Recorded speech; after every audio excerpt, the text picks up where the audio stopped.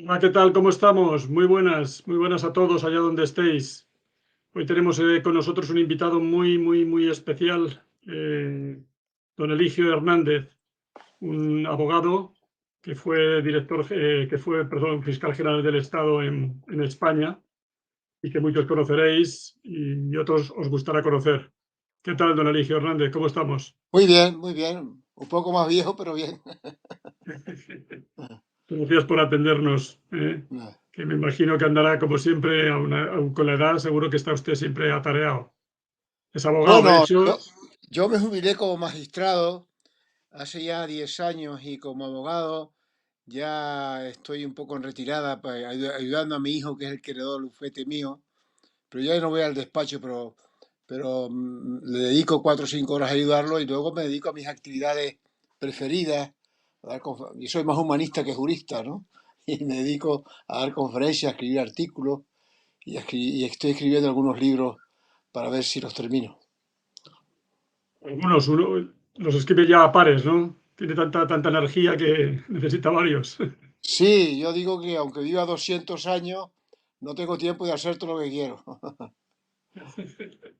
Eh, Bueno, creo que va a participar usted en el simposio Uniendo Conciencias del 23 al 26 de marzo, Sí, ¿no? efectivamente, sí. ¿Y de qué nos va a hablar allí? ¿Qué va a hacer? Bueno, a mí me han dicho que hable sobre la transición, de la que afortunadamente yo tuve alguna parte porque participé como alto cargo y como delegado del gobierno en Canarias, y estoy orgulloso de haber participado en una de las etapas más nobles de la historia de España, que ha dado lugar a 40 años de estabilidad política, progreso económico y en parte también a la reconciliación de las dos Españas, que ahora parece que se está poniendo en peligro. Una época aquella, la verdad, ¿eh? Debió ser. Yo la viví siendo muy Extraordinaria, joven, pero los que. extraordinaria. Era una cosa Sí, sí. extraordinaria. En aquella época los que fuimos a la política teníamos ya resuelto nuestro problema económico y familiar. Yo era magistrado ya y lo pensé muy bien. Dejé la carrera judicial porque me llamó el Partido Socialista de entonces, el de Felipe González y Alfonso Guerra, no el de ahora, que si me llama el de ahora no voy, claro. ¿Entiendes? Y entonces, pues fui primero de gobernador civil de Tenerife y luego a continuación todo lo demás, delegado del gobierno, fiscal general, etcétera, ¿no? Eh, todos teníamos resuelto nuestro problema económico y era gente muy preparada. Ahora, lamentablemente, la clase política es una clase de empleados políticos, que si no vivieran de la política no tendrían de qué vivir. Y por eso la política ha descendido en talla intelectual y política una barbaridad, ¿no? Y es la situación que estamos atravesando ahora, es la falta de liderazgo y la falta de políticos preparados. Sin duda. Bueno, ¿cómo eligen a uno fiscal de general del Estado? ¿Se lo comentan a ver qué le parece mientras pues, toman una cerveza? ¿Le llaman a su despacho y le preguntan qué le parece? ¿Suena el teléfono y se lo ordenan? ¿Cómo fue? No, fue algo inesperado.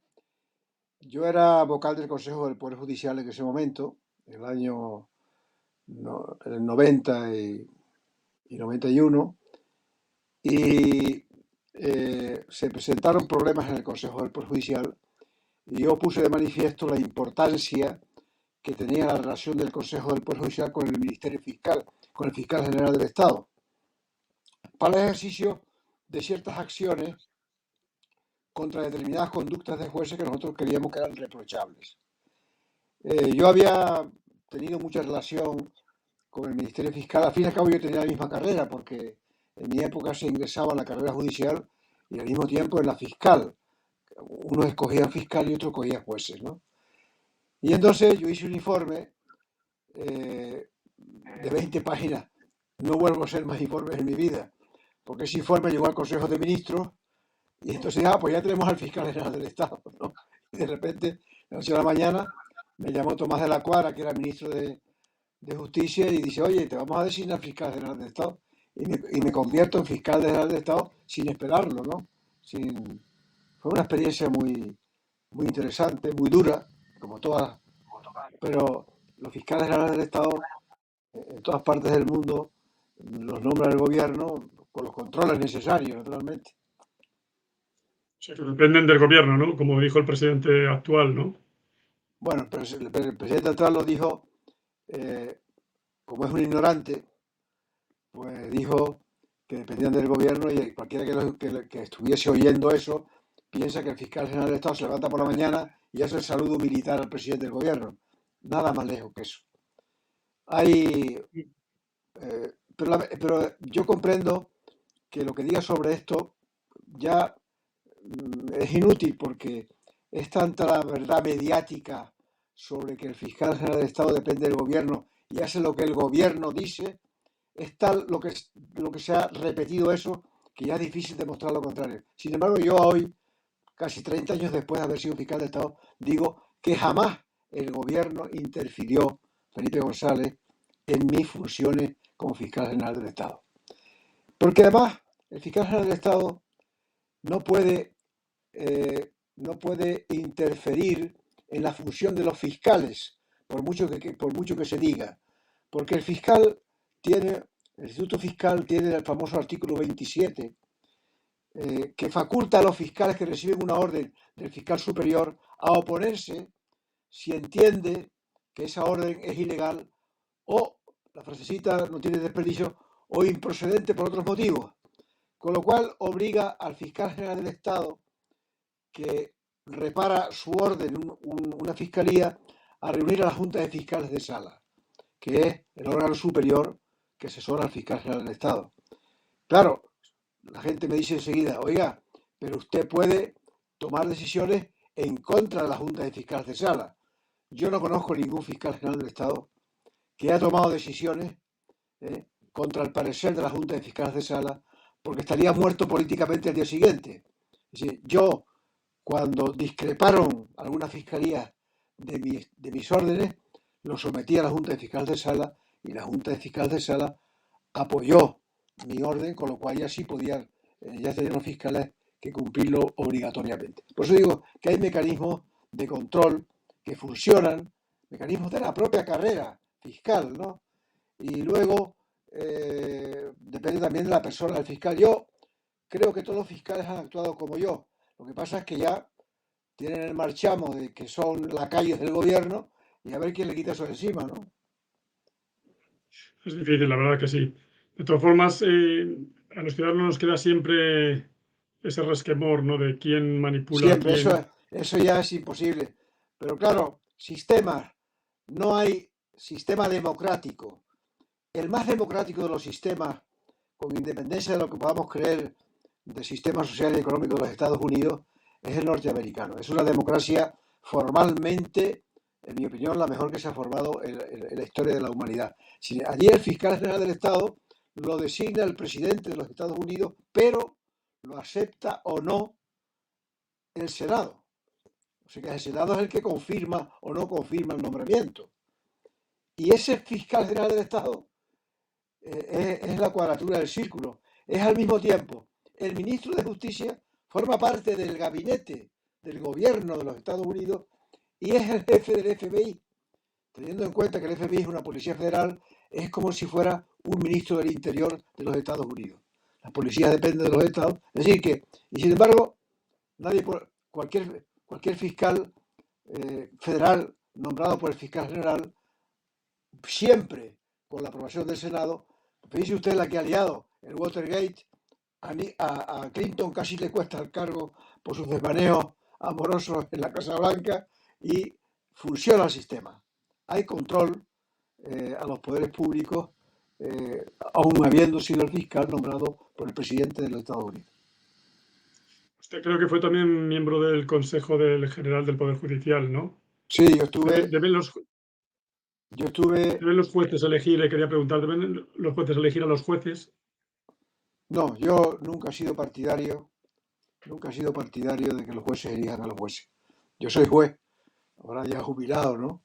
Nunca he sido partidario, en primer lugar porque la justicia emana del pueblo según el artículo 117 de la Constitución, y la Constitución empieza prácticamente en sus primeros artículos, así que la soberanía popular reside en el pueblo.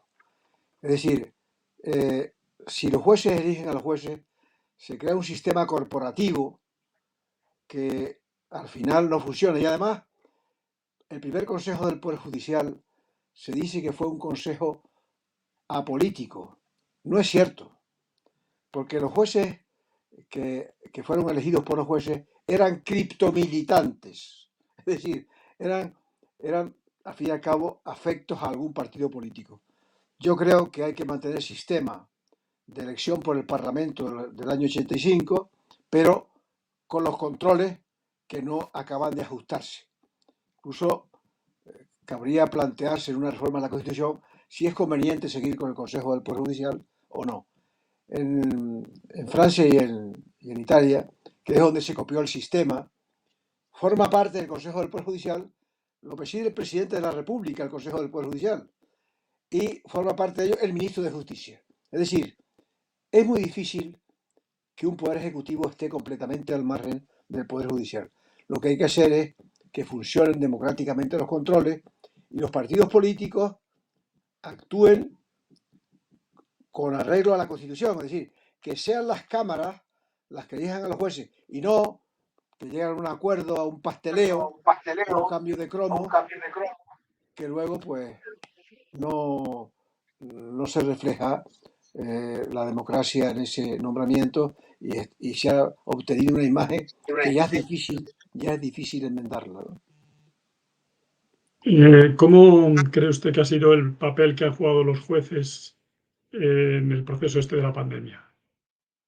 Usted que han estado a la altura de las circunstancias, que se han inhibido, que han dejado que se tomen decisiones que desde el punto de vista político pues dejan mucho que desear, ¿no? Porque los ciudadanos nos hemos quedado con muy poquitos derechos, ¿no? Se nos han quitado muchos derechos de golpe y no se sabe, y la gente que ha protestado ante los jueces, que ha demandado, pues los jueces han tardado bastante tiempo en contestar, ¿no? Con lo cual se han creado esas circunstancias durante más tiempo del debido, digamos, ¿no? ¿Pero te refieres al Tribunal Constitucional? Sí. ¿O a los jueces en general? Y no, me refiero tanto a los jueces, al Tribunal Supremo, como al Tribunal Constitucional, obviamente. Bueno, hay que aclarar una cosa que no se ha aclarado suficientemente. El Consejo del Poder Judicial elige a los magistrados del Tribunal Supremo, a 2 magistrados del Tribunal Constitucional y a los presidentes de las audiencias provinciales y de los Tribunales Superiores de Justicia. De ahí para abajo, el Consejo no elige a nadie porque son ascensos, nombramientos que son reglamentarios, son por el escalafón o por especialidad. Es decir, los jueces de instrucción, por ejemplo, que tienen un poder extraordinario, son los que personifican el Poder Judicial, no son elegidos por el Consejo del Poder Judicial.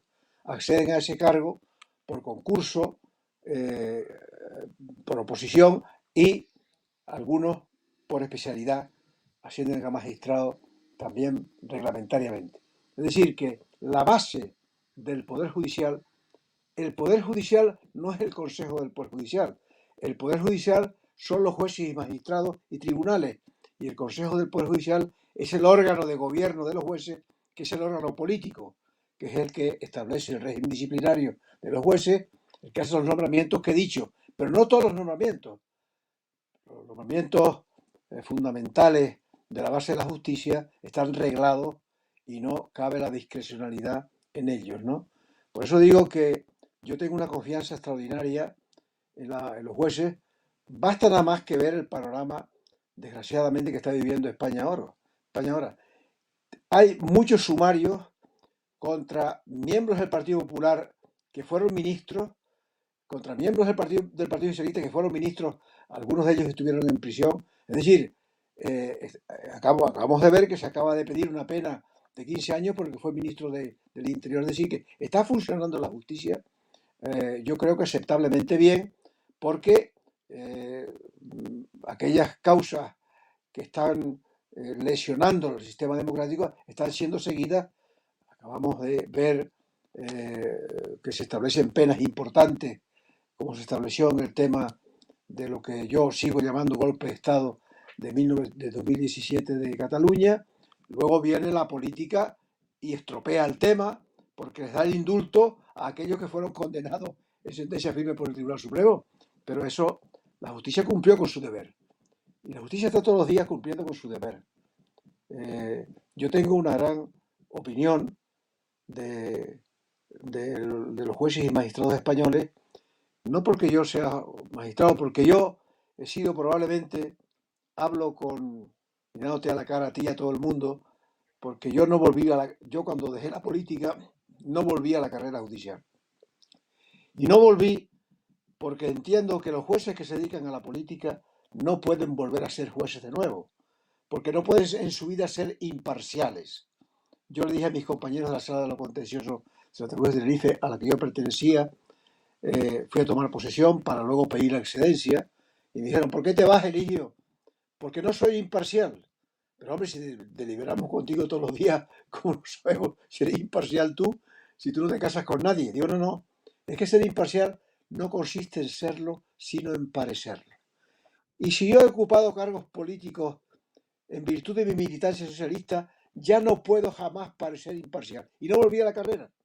Y cuando ya o volvía para no perder la carrera o tenía que regresar, afortunadamente en ese momento pude jubilarme y no volví cumplí la promesa de no volver a la carrera. Pude jubilarme y me jubilé pues hace ya 10 años, ¿no? Y tengo la conciencia tranquila. Debería prohibirse a los jueces que se dediquen a la política. Un juez no puede, esa famosa cosa que se habla ahora de entrar por un lado y salir por otro, eso no es bueno para la justicia. La justicia debe estar al margen de la política completamente. Y una política, una ministra que se convirtió en su cargo, que tuvo su cargo, que fue fiscal general del Estado, ¿cómo lo contempla? Bueno, una de las cosas, el Partido Popular nombró a magistrados del Tribunal Constitucional gente que estaba vinculada al Partido Popular. No quiero dar nombres, pero todos lo sabemos. Y el Partido Socialista criticó eso, pero de buenas a primeras nombra a un magistrado del Tribunal Constitucional que fue ministro y a una catedrática que fue miembro en la Moncloa de los gabinetes de la presidencia del gobierno. Pues metió la pata porque usted critica a un partido porque hizo eso y usted luego lo hace usted. Es decir, yo creo que volvemos otra vez a que es la política la que no está a la altura.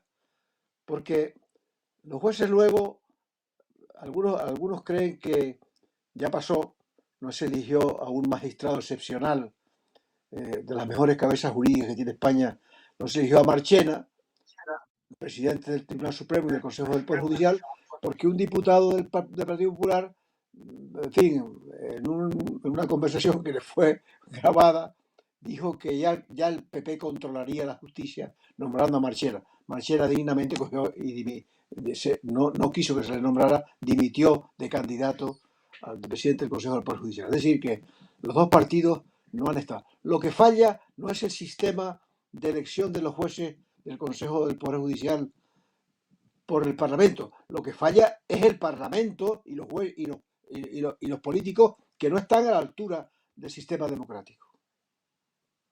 Nos quitaron derechos, como le decía antes, de la noche a la mañana, nos obligaron a llevar mascarilla, nos impidieron desplazarnos con libertad, hubo toque de queda. Todo esto es impropio de un Estado de Derecho y nadie ha protestado, o prácticamente nadie. No ha habido crítica, no ha habido la más mínima crítica en los medios de comunicación. No deberían haber salido, yo creo que todo el mundo a la calle a pedir explicaciones de lo que estaba pasando. ¿A qué hechos te refieres que no lo oí bien? ¿Qué hechos? Pues, por ejemplo, llevar mascarilla, por ejemplo, pues no poder Bueno, desplazarnos el Tribunal Constitucional declaró inconstitucional una de las leyes que se establecieron para el tema del COVID, ¿no? Es decir, que hasta eso exige el respeto a la Constitución. Y no se respetó por parte del gobierno. Y luego vino el Tribunal Constitucional y le dijo que eso era inconstitucional. No, bueno, el pueblo, también en los medios de comunicación, pues tienen sus banderías, ¿no?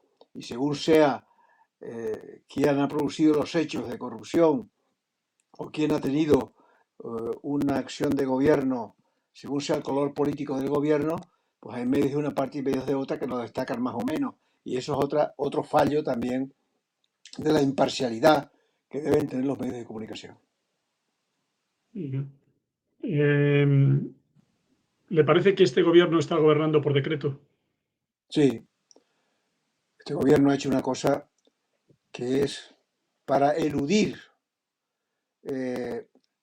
los informes previos que todo proceso legislativo debe llevar, el informe del Consejo de Estado, el informe del Consejo del Poder Judicial, el informe del Consejo Fiscal, que son los que examinan los proyectos de ley y, lógicamente, por los reparos, lo complementan, lo perfeccionan.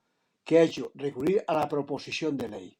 Es decir, presentar en el Parlamento una proposición de ley para evitarse el control de legalidad previo, lo cual ya es, como ha dicho Alfonso Guerra, una forma de corrupción. La proposición no de ley se hizo para que la oposición presentara proposiciones de ley que puedan convertirse en ley, pero nunca las debe utilizar el gobierno. ¿Y luego qué ocurre? Que se recurre al decreto ley, al decreto legislativo, con demasiada frecuencia, cuando realmente eso está destinado para cuestiones de urgencia o para cuestiones puntuales. Es decir, se ha deteriorado la transparencia democrática del sistema legislativo. Sí, antes hablábamos, por ejemplo, de los presos catalanes que salen a la calle modificando la ley, ¿no? Esto es inaudito, podría ser considerado si miramos hacia el pasado, quiero decir, ¿no?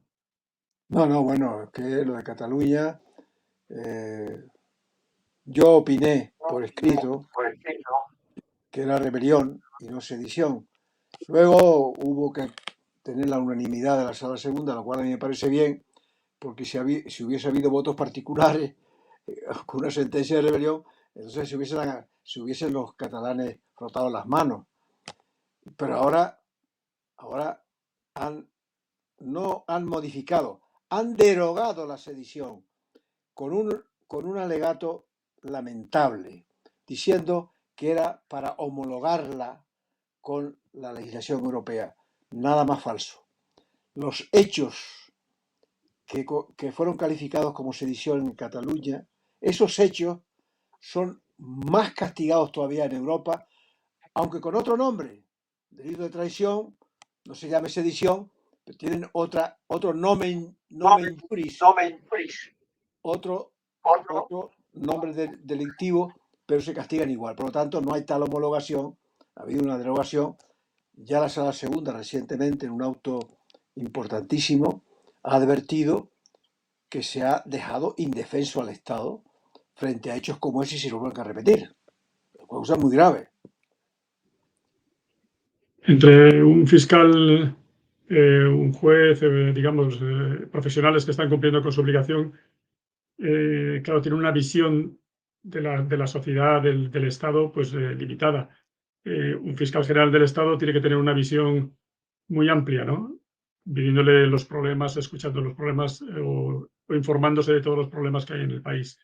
¿Puede usted todavía mirar lo que pasa en este país desde una posición que, digamos, de control del Estado como la que tuvo usted? Sí, el fiscal general del Estado es un cargo político. Por ejemplo, yo sigo apareciendo como fiscal general del Estado y siempre tengo que advertir que yo no fui fiscal de profesión, yo era magistrado de profesión, con la misma oposición que ingresaron los fiscales, o sea que estaba en ese aspecto en el mismo nivel que los fiscales en preparación profesional, ¿no? Pero el fiscal general del Estado es un cargo político, es el que dirige la política criminal del gobierno, el que la dirige, no el que la aplica, si está, lógicamente, de acuerdo con el principio de legalidad. Pero no hay que olvidar que no es solo el principio de legalidad el que rige la actuación del fiscal general del Estado, sino el principio de imparcialidad. Esto es importante, muy importante. Eso lo recuerdo a veces a algunos fiscales jóvenes. Oye, cuidado, que la imparcialidad te obliga a tener un equilibrio en la aplicación de la ley que revele tu imparcialidad y tu neutralidad política. Pero en cualquier caso, lo que yo le decía es que usted todavía sigue teniendo una visión global, ¿no? Es decir, le cuesta mucho, digamos, no pensar de una manera política, ¿no? En este sentido, Yo he sobre sido la justicia. siempre un hombre, un conciliador nato, pero en España los conciliadores tenemos poco porvenir político, ¿no? Porque yo era de un pueblo que se llamaba entonces un pueblo rojo, en mi pueblo natal, netamente socialista, anticomunista, desde sus orígenes de la República, pero en mí había otra característica. Yo era y soy católico practicante. Y entonces, yo soy un lector temprano de Galdós, que representa el amor a España más grande que ha habido en la literatura española. Probablemente había que remontarse a López de Vega para encontrar un español como López Galdós. Pero un día me planteé que cómo se puede amar a España contra la otra media. Y entonces también intenté analizar los errores de la República e intentar también analizar el lado positivo que ha podido haber en en la brecha. Tengo, yo diría, que media alma socialista del socialismo democrático de Felipe González y Alfonso Guerra, no desde ahora, y media alma demócrata cristiana de la democracia cristiana avanzada. Yo tuve contacto con Gil Robles, hablé mucho con él de eso, ya mayor. La democracia avanzada que hubo en el seno que desgraciadamente fracasó por presión de la ultraderecha, en el seno que fue una política social basada en la doctrina social de la Iglesia, que fue muy positiva. Jiménez Fernández, ministro de Agricultura de la Seda, dictó la ley de Junteros, la ley de Agricultura, la ley de régimen de acceso a la propiedad, que estuvo vigente al mismo tiempo en las zonas nacionales y en las zonas republicanas. Pues bien, ese ministro, que era socialmente muy avanzado, dimitió por presión de lo que llamó Gil Robles la ultraderecha. Yo tengo grabado, el día que vaya a Madrid, te llevaré la grabación que tuve con Gil Robles. Los menores de edad pueden elegir sexo y someterse a operaciones quirúrgicas para cambiarlo. ¿Qué le parece a usted esto, por ejemplo? No, ¿se oye la voz? Repite otra vez, por favor. Los menores de edad, digo, pueden elegir el sexo que quieren tener y someterse a operaciones quirúrgicas, es decir, cambiarlo, decidir que cambiarlo y cambiarlo por ellos mismos. Eso es una auténtica monstruosidad. Eso no se puede legislar contra la biología. Una persona puede ser homosexual, puede tener las derivaciones que su conciencia le permitan, pero legislar contra la biología, el sexo viene dado por la naturaleza. ¿Cómo se puede cambiar por una manifestación que se haga, además por un menor en el registro civil? Eso es una barbaridad de tal magnitud. Como todo lo que está surgiendo de la ministra de Igualdad, son auténticas barbaridades. Ahí estamos con la ley del sí y sí, que es una auténtica vergüenza, ¿no? Es decir, pero esta ley del trans, me extraña que ya no la hayan recurrido al Tribunal Constitucional, pues yo creo que es inconstitucional. Es una cosa que es inadmisible completamente. Cientos de presos acusados de violación ven reducidas sus condenas. ¿Qué le parece este tema también? Bueno, es que se hacen las leyes. Yo tengo muchos contactos con amigos míos catedráticos eminentes de derecho penal de mi época, que fueron asesores míos, y les pregunto, bueno, pero ¿quién asesora al gobierno para hacer las leyes penales? Porque es que han fallado con la ley del sí o sí y ahora con la malversación. Han bajado la pena de la malversación, pero ha dicho ahora el Tribunal Supremo y antes el juez Llarena que no, que se aplica a los líderes catalanes y que van a estar suspendidos, van a estar inhabilitados para presentar las elecciones hasta el año 31. Una ley que se hizo precisamente para que pudiera el señor Junqueras a presentarse a las elecciones, ¿no? Y ahora pasa con la ley sí o sí, es igual. Es decir, hay defectos clarísimos en la redacción de la ley, que los tribunales interpretan, lógicamente, con arreglo a la pena más favorable, como dice el Código Penal.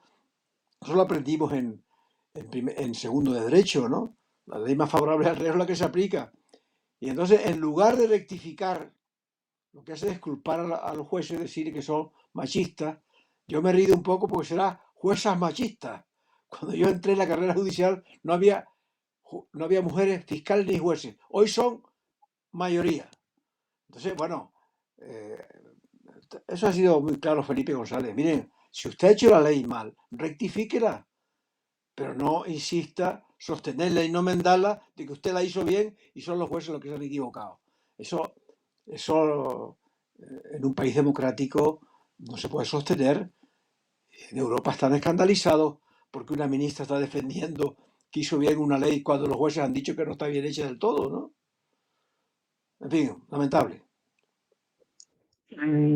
¿Cómo podemos acelerar los procesos judiciales? Porque los ciudadanos nos quejamos de la lentitud de la justicia. Sí, es un gran problema. En este momento estamos asistiendo a una situación realmente preocupante y, y que no se le ve solución inmediata, que es la huelga de los secretarios, que está retrasando la justicia tremendamente. El otro día fui a Las Palmas, hace 2 días, al Palacio de Justicia, que tuve que ir, y me quedé realmente preocupado porque parecía aquello el mes de agosto que no hay actividad judicial, ¿no? Eh, claro, esto no puede ser. No se puede paralizar el Poder Judicial. Es una especie de golpe de Estado encubierto el que se hace se han suspendido cientos de miles de juicios pendientes y de actos judiciales. O sea, no se puede paralizar un poder. Paralizar un poder es un golpe de Estado encubierto. Y no estoy viendo por parte del gobierno que se tomen medidas urgentes para intentar que esta huelga finiquite o para intentar arreglar el problema que tienen los secretarios judiciales, que tienen un fondo de razón en reclamar mejoras salariales, ¿no? Entonces, le veremos a usted del 26 al 29 de marzo en el simposium Uniendo Conciencias, ¿no? Pues allí estaremos. Y nos dará una clase magistral sobre la transición española, que nadie debe perderse, obviamente. Sí, la transición española fue modélica. Alfonso Guerra ha dicho algo con lo que yo estoy de acuerdo. La Constitución del 78 acabó con 2 siglos de enfrentamientos civiles y guerras civiles. Fue un armisticio. ¿Eh? Y la otra cosa que se consiguió fue la ley de amnistía y ahora se ha estropeado con la llamada ley de memoria democrática. Yo la llamo de ley de memoria antidemocrática. He escrito contra ella una ley que no reconcilia a los españoles, una ley que ha vuelto a dividir a los españoles. Y sin embargo, la ley de amnistía se aprobó por mayoría y fue defendida en el Parlamento nada menos que por Marcelino Camacho, diputado comunista, que fue uno de los que apoyó la ley de amnistía y la apoyaron todos los partidos políticos. Es decir, y ahí fue la reconciliación de los españoles. Mi pueblo el otro día me dio una sorpresa y termino con esto, porque fui al cementerio el día de Todos los Santos, del Día de Todos los Difuntos, y el alcalde de mi pueblo, un ayuntamiento que fui yo el que contribuyó a crear, el último ayuntamiento que se creó en España. Y yo también gané el pleito en la sala de lo contencioso, porque fue impugnada la creación del ayuntamiento. Y fui y entré en el cementerio y me vi un monolito a la entrada y estaba la relación de todos los que fallecieron en la guerra civil, tanto los del bando nacional como los del bando republicano. Pero no estaba separado, estaba en la misma lista por orden alfabético. Mi pueblo, un pueblo de izquierdas de toda la vida, ha entendido la reconciliación. Esa es la reconciliación, no la que se ha intentado y lo que se ha hecho es dividir más a los españoles la ley de memoria democrática. La reconciliación se obtuvo por la ley de amnistía en la transición y ahora se ha estropeado. Último, aquellos que dicen que hay que reformar la Constitución, hay que hacerles caso, no hay que hacerles caso. La Constitución hay que reformarla, pero los que dicen que hay que reformar la Constitución, todavía no les he visto presentar un proyecto de reforma. Hay que reformarla. Bueno, pues dígame usted qué puntos hay que reformar. Dígame usted qué puntos hay que reformar. Nadie lo dice. Sencillamente porque no lo saben, porque no estudian, porque no trabajan. Si usted, hombre público de un partido político como Pablo Iglesias, dice que hay que reformar la Constitución, usted presente inmediatamente un proyecto de reforma de la Constitución para ver los puntos que hay que reformar y empezarlos a estudiar. La única persona que yo conozco hasta el momento que no es catedrático de Derecho Constitucional, que hay que reformar, que señala exactamente los puntos que hay que reformar, Alfonso Guerra en su libro La España en la que creo. Se atreve él, lo cual dice mucho de su honestidad política, de decir qué puntos se deben reformar. Reforma la Constitución, se predica eso, pero realmente, después de la de 1812, y perfecciona esta mucho más, son las dos grandes constituciones que ha tenido España, pero la más importante ha sido la de 1978, porque es la que ha dado lugar al periodo de mayor estabilidad política y económica que ha tenido España y a la mayor paz social que ha tenido España. Que reformar esa constitución exige, Estados Unidos tiene una constitución de 200 años y la ha reformado por enmienda. Quizás sea aquí, lo ha dicho el magistrado Rafael Mendizábal, que la mayor, porque es una cabeza jurídica extraordinaria, ¿por qué no utilizamos la fórmula, en vez de reformar la Constitución, de enmiendas a la Constitución para introducir aquellas modificaciones que sean necesarias? Yo creo que, tal como está la clase política actual, yo prefiero no tocar la Constitución. Muy bien, pues señor Hernández, muchísimas gracias por su atención No, y y esperamos atención verle, muy bien, pues nada. Muchas gracias a ustedes, que esperamos verlos próximamente por aquí. me han permitido desahogarme. Bueno, gracias. Ha Gracias. sido un placer escucharle, ha sido un placer escuchar y seguro que para todo el mundo también. Y para mí Muchas gracias y nos vemos. una satisfacción que ustedes me hayan oído. Gracias, Santiago. Vale, muy bien. Vale. Chao. Cortamos.